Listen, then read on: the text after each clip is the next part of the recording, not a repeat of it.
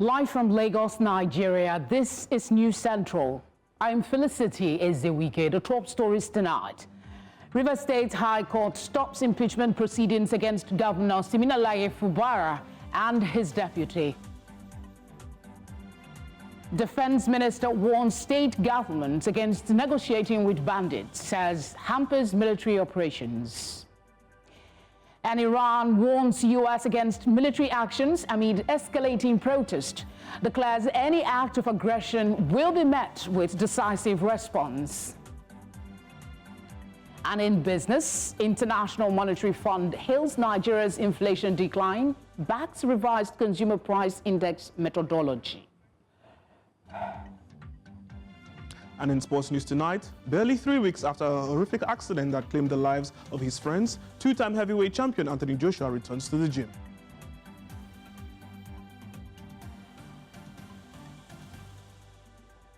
Thank you for joining us. Tonight begins now.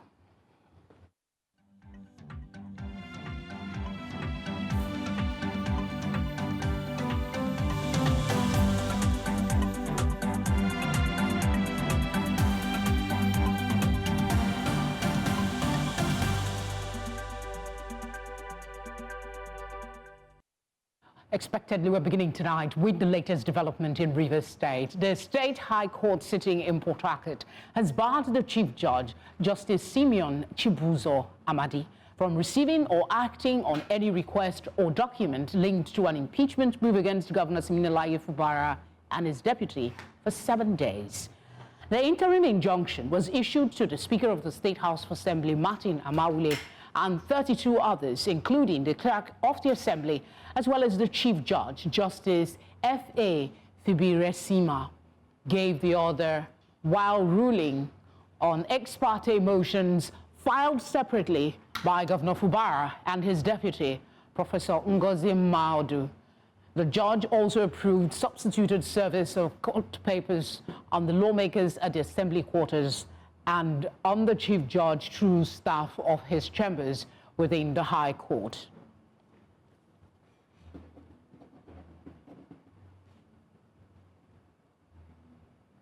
We'll be having this conversation with Malachi Ogumadu. He is a legal practitioner that will be shortly. In the interim, let's take you to security matters. One of our top stories as well. Minister of Defense Christopher Musa has asked state governments to stop negotiating with bandits. According to him, negotiating with bandits hampers the operations of the military. The defense minister said bandits do not fear God and they are likely to renege on the agreements reached with them. The defense minister said the Katsina state government was warned on its recent move to facilitate the release of 70 suspected bandits in custody, which the state had described as essential to consolidating community-driven peace agreements with repentant bandits. Musa also refuted claims that the federal government pays ransom to bandits. A classroom block in government secondary school in the Odokekere area of Ikorodu, Lagos State, collapsed on Thursday afternoon while students were in class. According to eyewitnesses, no casualty was recorded. But the incident, which left the building completely destroyed, disrupted academic activities. My colleague, Omolola Ololade, visited the scene of the event and filed in this report. Scene of the building collapse at Odokekere High School in Ikorodu area of Lagos in the early hours of Thursday was a terrible sight to behold, as students and teachers were unhurt after the block of classrooms came crashing down, causing panic in the community. Although no casualties were recorded, eyewitnesses commended the students and teachers for managing the situation that could have adversely affected them. So we tagbo as láti bí mo ṣe jẹ́ òbí mi ò nípa pé mo ṣe jẹ́ òbí láti sáré wo kan tó ṣẹlẹ̀ so mo ṣe wo kan tó ṣẹlẹ̀ la rí pé building yẹn wo ó sọ̀kalẹ̀ sórí àwọn ọmọ so lèmi wá pariwo kí àwọn ọmọ student tó ti grown up pé kí wọ́n lè help láti lift sókè so àwọn ọmọ tó wà lábẹ́ ẹ̀ máa lè jáde. I was not on the scene when the thing happened, but I was called and I came on time to the scene. But when I got here, you know, the other youths, they were already here. They were already, you know, taking control of what's the situation on ground. Odokekere High School has been in existence since 2019, but residents lamented the school's inadequate infrastructure since inception, therefore forcing the community to create more classrooms rather than waiting for the government. This is Odokekere High School in the Ikorodu area of Lagos, and there are over 1,000 students learning in this building, with of course less than 15 classrooms. And with the building collapse that recently happened, students now have lesser classrooms for their learning. And of course, these may affect comprehension for the students. The particular one that fell down, the foundation is not solid enough. It's not solid enough. And secondly, the population of the children is many. The population is too much. So if they be able to give us a good building, then everything will be fine. And also, please, our government, we need road. Representative from the government, however, visited the scene of the incident, blaming communities for building unstandardized structures without government approval, while affirming commitment to build standard classrooms to aid conducive learning for students. It's quite unfortunate, but I need to stress the fact that the building that collapsed, it wasn't a state building. It was a palliative by the community because when they feel they need more classrooms, I mean, they had to come in to do that for them. Unfortunately, I think one of the things that we would prevent moving forward is whenever the communities are even coming to do anything, it must be certified. It's better we don't have than to have something that would collapse, and that's what has happened now. As residents commended the government for its quick response, they look forward to infrastructural development within and outside the school, including good roads, particularly the one that leads to the school. In Lagos, for News Central, Omolola Ololade. The Nigerian Content Development and Monitoring Board, in partnership with HAAC Energy Limited, has organized a specialized capacity building program aimed at equipping Nigerians with relevant digital skills for the oil and gas industry. News Center's Israeli Ferubo reports. Held in Lagos, focused on digitized oil field operations and data analytics, exposing participants to modern technologies used to improve efficiency, safety, and decision-making in oil and gas operations. We are lacking experts in data analytics, globally. And then it will be a very good thing that we have our youths being skilled in this area. Hack Energy Limited believes the collaboration bridges the gap between theoretical knowledge and industry practice. At Hack Energy, we are an indigenous company. We are into logistics and procurement of procuring oil products to end users. So we've been there, and we feel that we have to collaborate with NDCMB to train Nigerians and to help us to do our work at Hack very well. So we feel by building capacity is a way to help and do our work very well, like giving back to the community.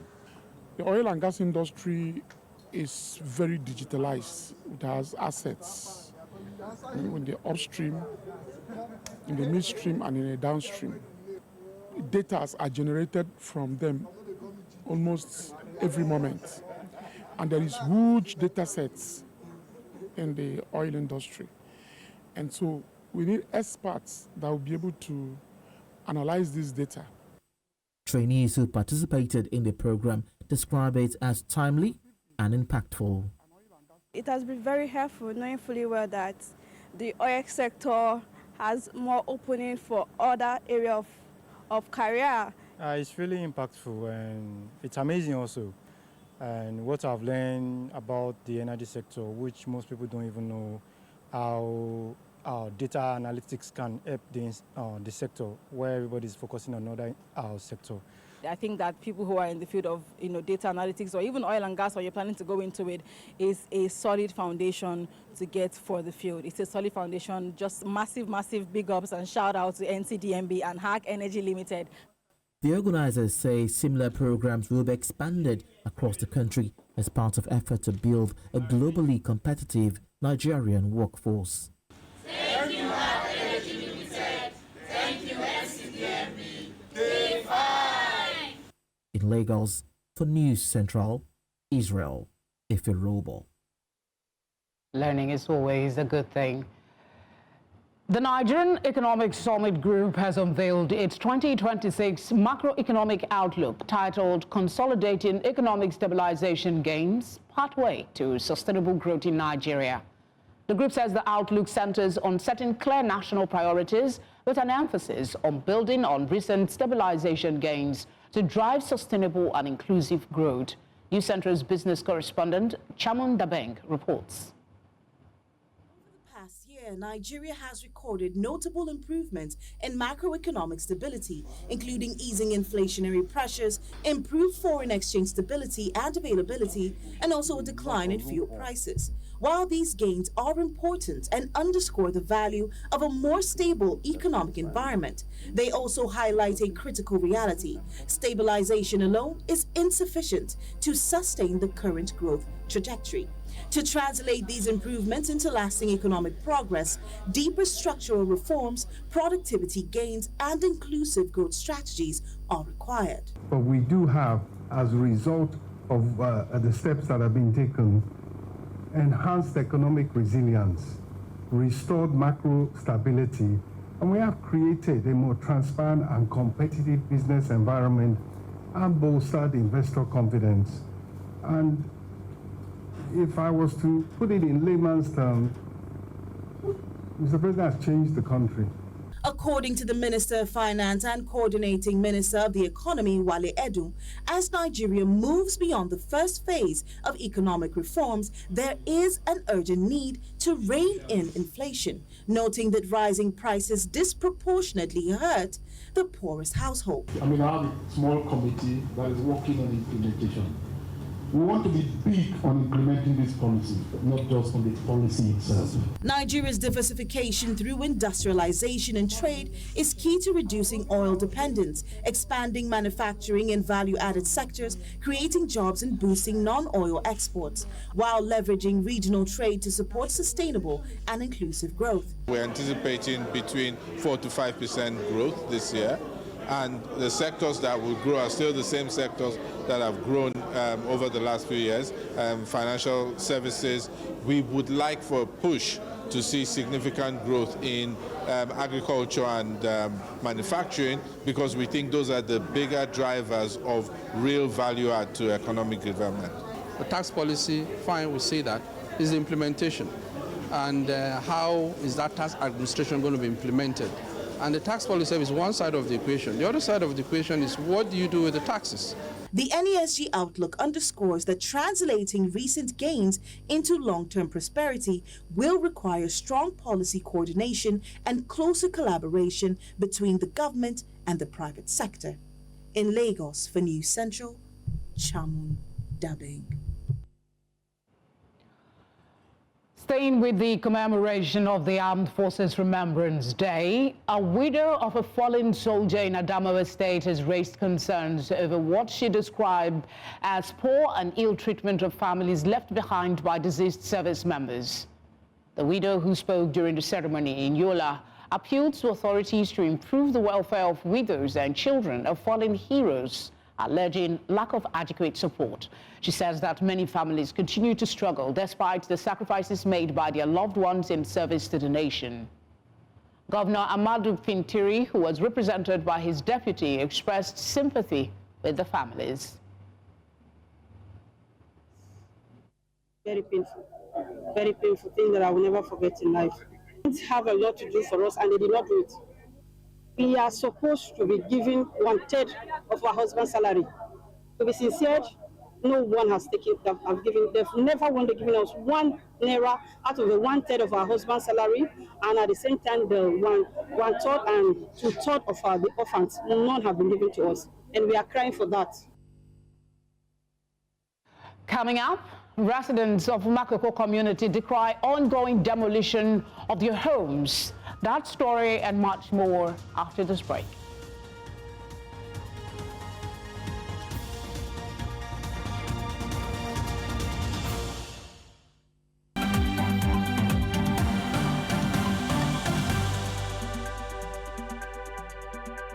On News Central, a reminder of our top stories.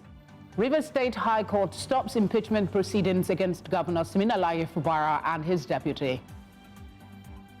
Defense Minister warns state governments against negotiating with bandits, says hampers military operations. And Iran warns U.S. against military action amid escalating protests, declares any act of aggression will be met with decisive response. Here in Lagos, residents of Makoko community have staged a protest at the State House of Assembly, decrying the ongoing demolition of their homes by state government officials.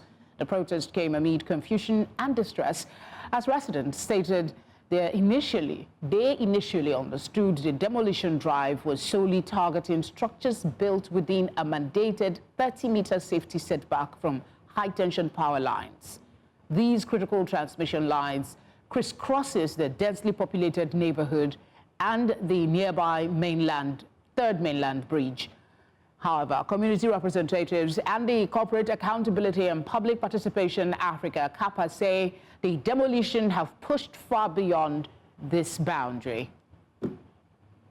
Now let's go back a bit to the situation in Rivers State. As earlier highlighted on the news, the court sitting in Port Harcourt has barred the chief judge from receiving or acting on any request or document linked to the impeachment move against the governor and his deputy. Earlier introduced, Malachi Ogumadu joins us now. He's a legal practitioner. Thank you very much for being here with us. Does this interim order effectively freezes the impeachment process against the governor and his deputy? Well, again, thank you for having me. What the operative word there is interim order, and you have used that, in my view, address it. Once you hear interim order, it is in the interim. It does not permanently terminate the process or procedure. However, it puts on hold pending the hearing of the substantive application or the motion on notice, considering that they had approached the court by way of an ex parte application, which is permissible under the law, but in very definitive circumstances. Having said that, that lends to the legal explanation. But there are also other angles to it, namely that our laws and jurisprudence have been so well developed, at least to the extent where the Supreme Court of Nigeria has, in a plethora of cases, admonished that no arm of government shall have the power or the right or the right to stop the other arm of government from discharging the functions of their office. In this case, what has immediately played out in my head is that the executive,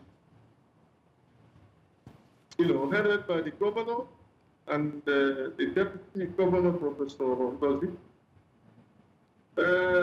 has activated the powers of the court to stop the legislature, from proceeding with the process. That is not very settled, in my view, until events unfold. But is it possible for this ruling to legally bound the House of Assembly from proceeding for at least this 7 days that has been given? Now, what you have is an ex parte order If you read the order carefully, you will see that the order has also requested that the respondents, defendants, to be put on notice. That service on them will activate their right to challenge or dispute the propriety of what has happened. So when we get to that stage, we'll know it. But the point I was making, which must be emphasized, because we're a country of rule of law, is that you cannot ask the legislative arm of government not to proceed in the discharge of the functions of their office as a constituted arm of government. Okay, I think you've made that point clear. Because let me make it clearer. What you can do is to challenge the propriety of what they have done in the discharge of that function. In other words, was it properly?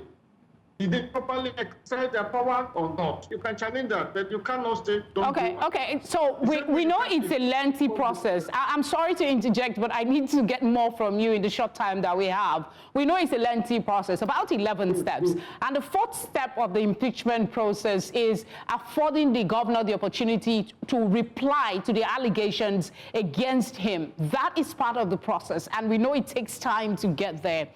From what is playing out and the way that this process is going, do you think that should this process proceed, that opportunity will be availed to the governor, or politics as usual will be played and the process will go on?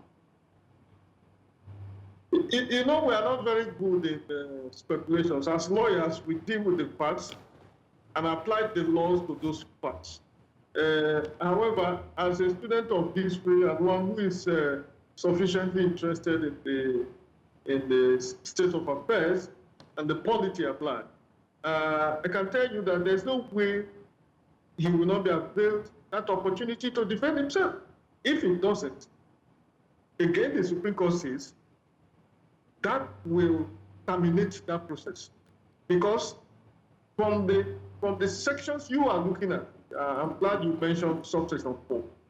From subsection 1 to 9, if there is any transgression, if there is any disobedience, whether in time of form or with respect to this opportunity to defend himself and respond to the petition, the entire process will be completely turned overboard.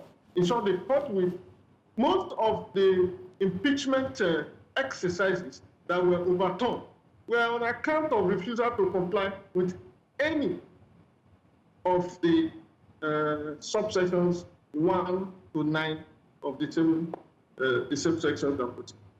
Okay. So if he does it, it operates well in his favor. It knows in his favor because it takes advantage of that to demobilize what they're doing. All right, this is not a strictly legal question either, what I'm about to say. It's more of your thoughts from what we've seen so far. A couple of days ago, we saw some of the lawmakers, I think 4 of them, come out to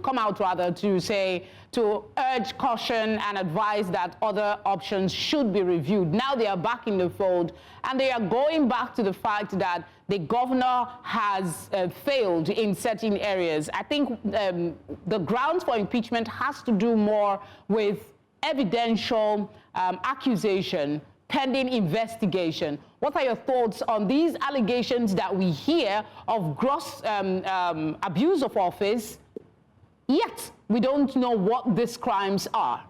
Or aren't we entitled to know why the governor is being impeached? I don't entirely agree with you, even if I accept your conclusion. The reason I put it that way is that there is a very serious abnormality in the wide discretion that vests in the State House of Assembly and by extension, the National Assembly in the process of recalling or removing a governor. That nebulous word of gross misconduct, which is extremely very subjective in the language of the Constitution, namely that it is in their view whatever constitutes a gross misconduct is in the view of the members of the State House of Assembly. Whatever they say is gross misconduct is what it is.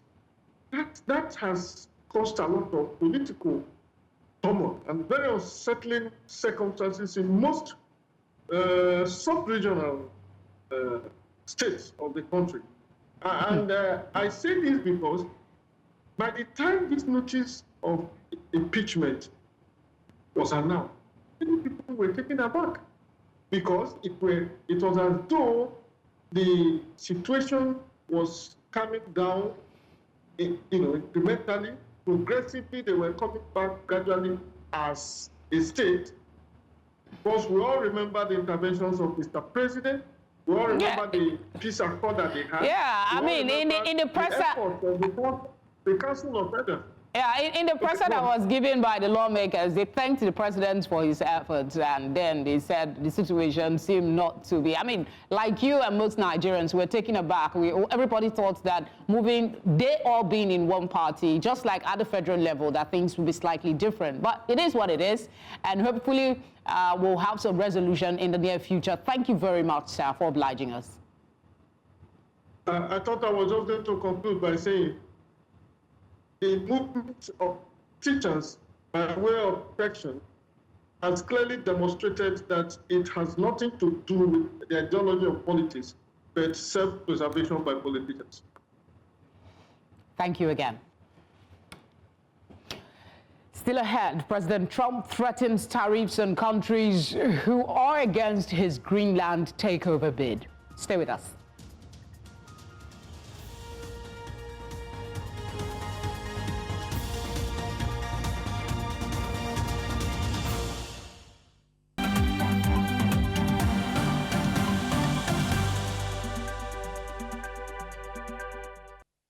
Away from Nigeria's shore, Uganda's President Yoweri Museveni has maintained a strong lead with the latest provisional results from the Electoral Commission showing him ahead with over 6 million votes, representing nearly 75% of ballots counted so far.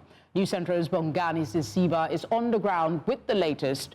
Bongani, what's the update? In Kampala, Uganda, where the announcement of the results is still ongoing. And earlier on, we had Justice Simon Mugenyi, chairperson of the Electoral Commission, just taking through the media of the latest results that have come out so far. But joining me in this conversation is an election observer, that is George William Zikuza.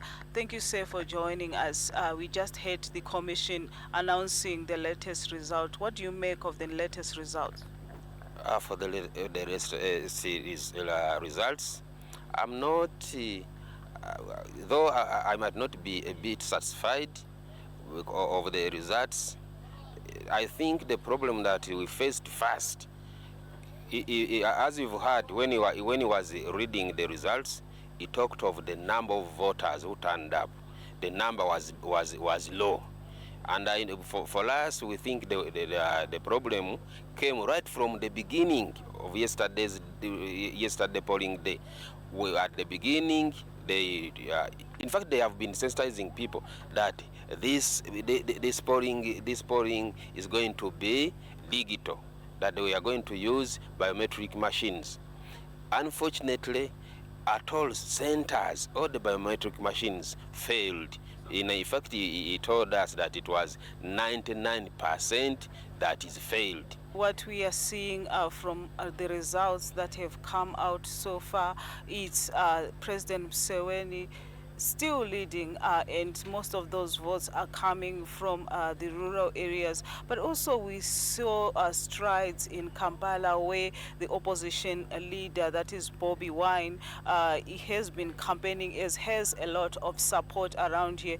But so far we understand over 61% of the votes have been counted and tallied, and the results have been announced. So we're still here at the tally center waiting for the results at around 10 p.m. But we also understand that tomorrow we are going to be getting the final results of the elections for 2026 in Uganda. It's now back to you in the studio. Let's now go to Washington, where a geopolitical affairs analyst, Tabenyang Echo, is set for this conversation. Hello, Echo. You heard the analyst, the observer there, talk about not being a bit satisfied with the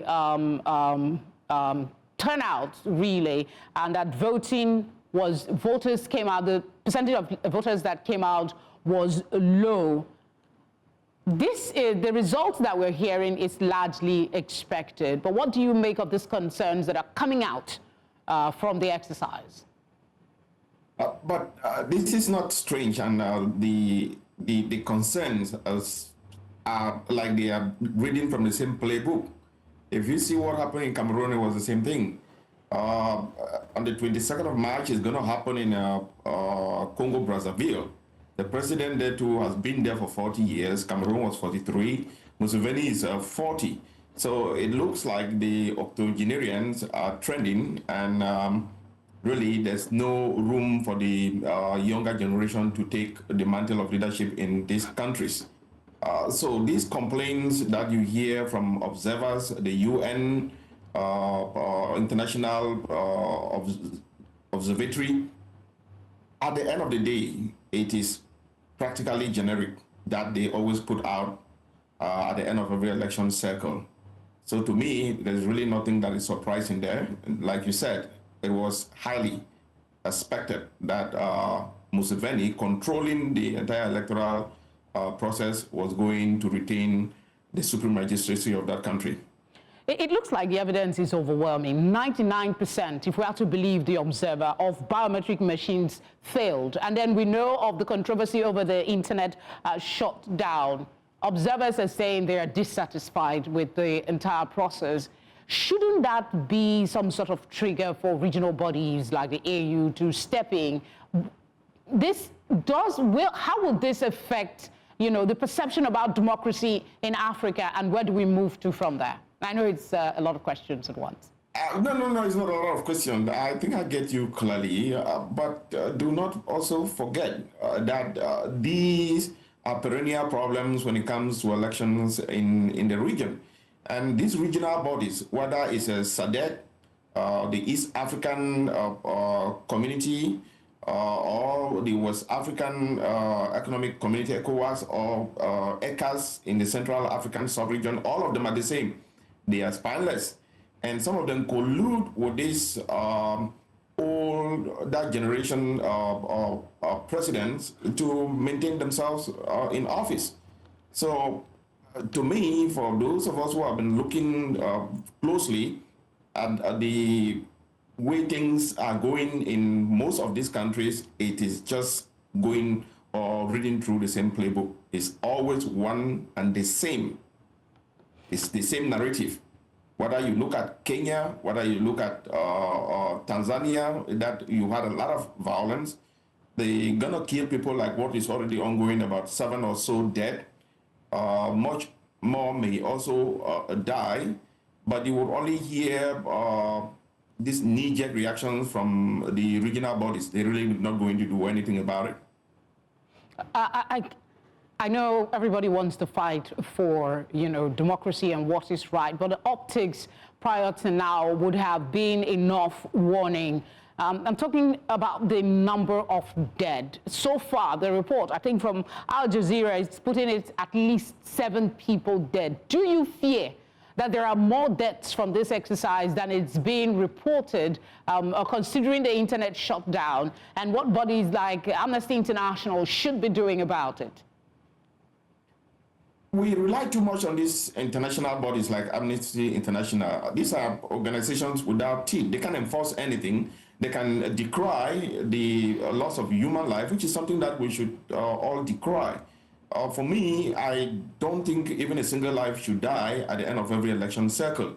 But it has become a pattern, and it is hard for us to divorce ourselves from the idea that when the incumbents wants to stick to power, they're going to use all the various facets of authority, the military, the secret police, the law and order, to make sure that they maintain the firm grip on the levels of authority in these countries, and this is what we are seeing across the board.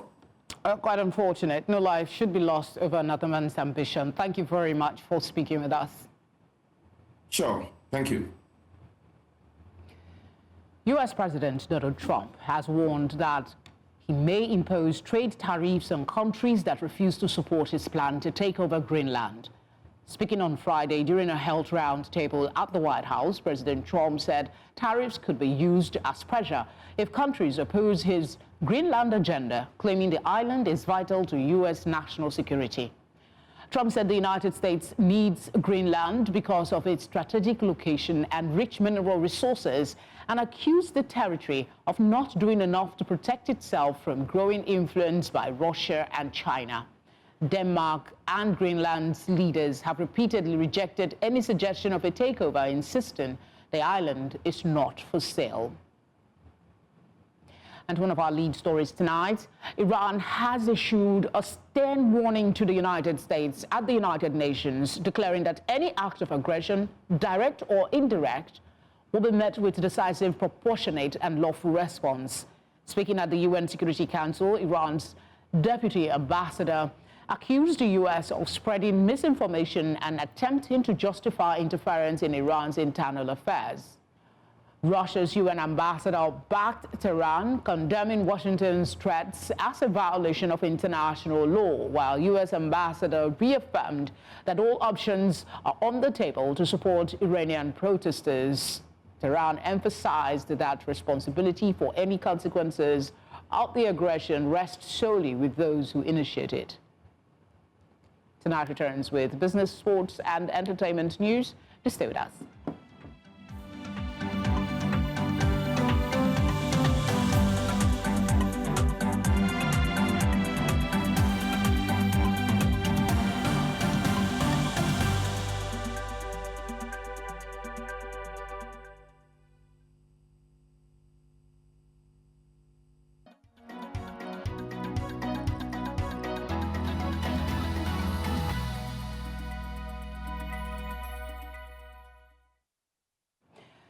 The International Monetary Fund has welcomed Nigeria's easing inflation, saying a sustained decline could reduce cost of living pressures and support macroeconomic stability.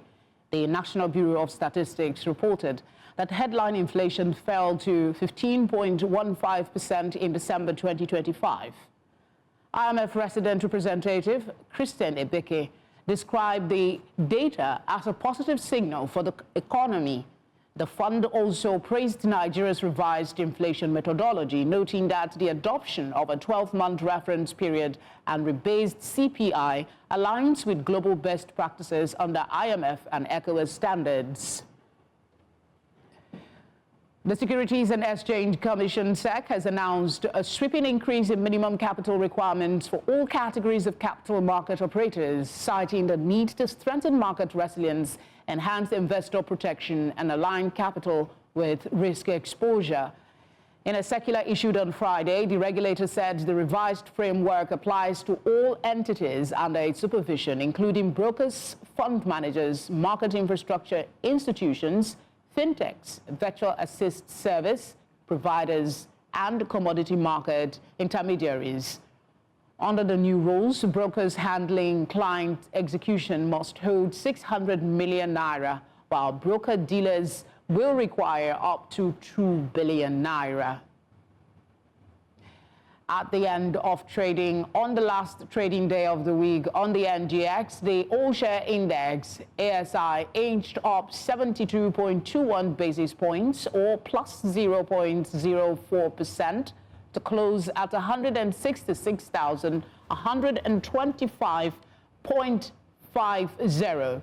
The current market capitalization of the Nigerian Stock Exchange is 106.4 trillion naira.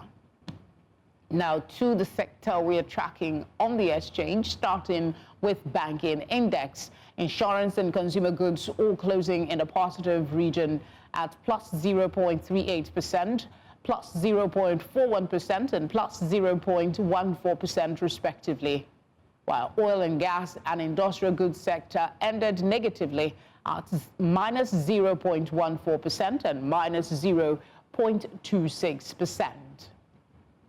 That does it for business. Sports is up next.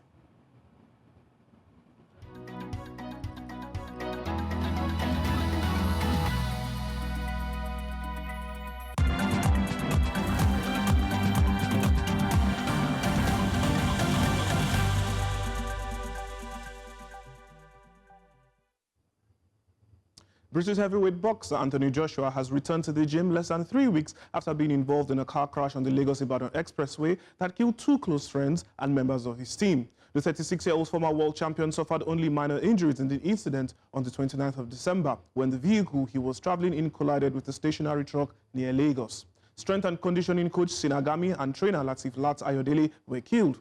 19 days later, Joshua shared a Snapchat video of himself hitting pads and working out, captioned "Mental Strength Therapy." The crash happened 10 days after Joshua defeated Jake Paul in Miami on the 19th of December. He recently paid tribute to Gami and Ayodele on Instagram. Super Eagles head coach Eric Shell has declared Nigeria's determination to secure 3rd place at the 2025 Africa Cup of Nations as they prepare to face Egypt in Saturday's playoff at the Mohammed V Stadium in Casablanca. The 3-time champions are seeking consolation after a painful semi-final exit against host Morocco on penalties following a goalless 120-minute game. Nigeria runners-up at the last AFCON are eager to avoid returning home empty-handed, with Shell praising his squad's resilience throughout the tournament.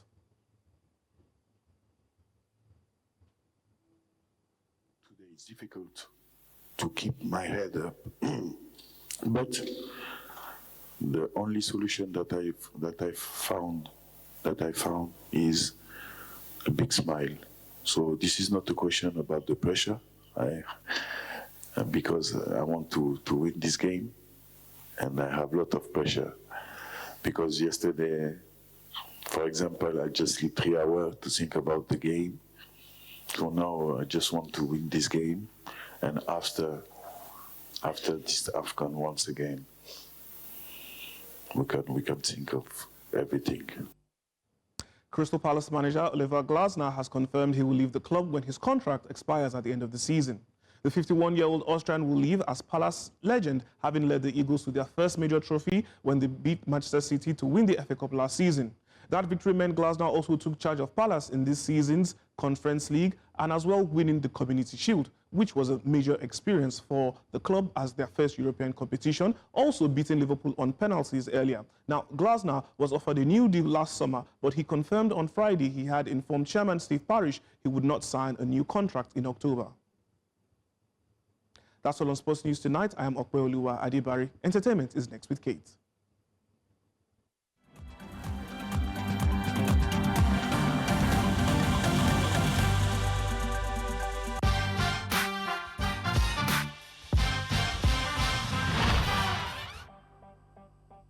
Exciting news in the world of entertainment for tonight as Afrobeat superstars Wizkid and Asake have scored an early victory with their new collaborative single, Jogodo, as the track has climbed to be #1 position on the Apple Music Nigeria Songs chart this week, confirming its impact among local listeners and streaming fans across the country. The song, released January 16, 2026 today, serves as the lead single from the duo's first joint project, titled Real Volume 1, and has quickly become one of the most Shazammed and streamed tracks on Apple Music Nigeria since its drop. Fans on social media have been buzzing about the track and its chart success since it's peaked on the platform, reinforcing both artists' dominance in the Nigerian music scene. Jogodo is also helping build anticipation for the full Real Volume 1 EP, set to arrive on January 23rd, 2026. Now moving on, the Recording Academy has announced major changes to the 68th Annual Grammy Awards, adding 2 new categories to the music world's biggest night. Recording Academy CEO Harvey Mason Jr. said the changes show the organization's dedication to celebrating creativity on a global stage and adapting to the evolving music industry. According to the Academy, the Best Traditional Country Album and Best Album Cover Awards will debut at the 2026 Grammys, reflecting a commitment to honoring a broader range of artistic expression and the evolving ways music is created and experienced. The Best Traditional Country Album category recognizes excellence in traditional country music, while the Best Album Cover category gives visual artistry a dedicated spotlight. The 2026 Grammy Awards, set for February 1, Sunday, will take place at the Crypto.com Arena in Los Angeles and be broadcast live on CBS and streamed on Paramount+.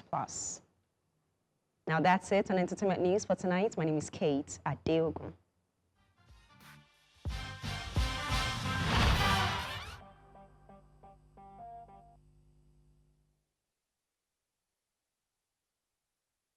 And that's the news tonight. But before we go, a quick reminder of our top stories.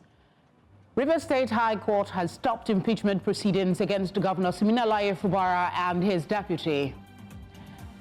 Nigeria's defense minister has warned state government against negotiating with bandits, saying it hampers military operations.